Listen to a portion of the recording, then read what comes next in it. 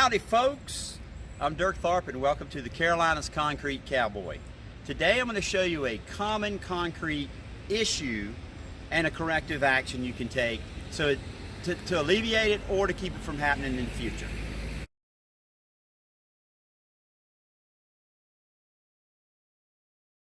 Right, so many of you have the end of your driveway and a lot of this in your sidewalk. I call it a flange or a flare, where the finisher created an arc, or sometimes it's just a triangular piece to an existing piece of slab. And what always happens, especially at the end of your driveway, is it'll snap just like this. We're going to show you another example exactly like it.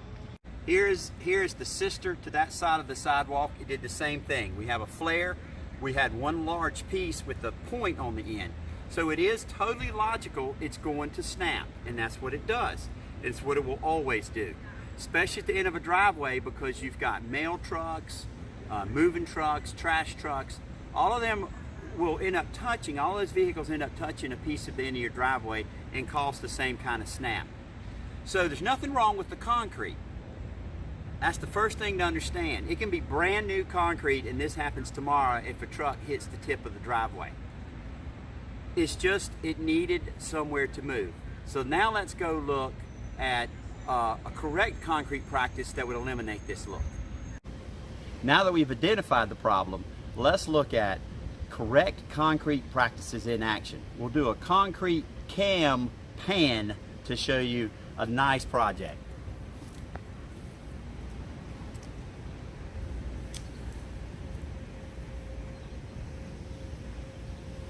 So once again, this is a flare. Instead of coming straight down in the sidewalk, it's the same thing people do in the driveway. You flare out the ends. To solve the problem of the unsightly crack, simply put a joint. In this case, these are hand tool joints. You could do it with the saw. If you're watching this at home and you have this situation and there's no joint, go rent a saw and cut you a line. It'll solve the problem. Because remember, what we're doing is with a control joint is we're trying to control where the concrete cracks. We're giving it somewhere to snap and float if it needs to, because in one solid piece it's under stress and it's going to crack. The second thing the guy did, whoever finished this, that I really like, is he lined up his angle joint off of the actual control joint in the sidewalk, because when this snaps, it's going to lead to this snapping and it'll be a floating piece. So that's how we keep a beautiful job and a sightly project instead of a jaggedy crack.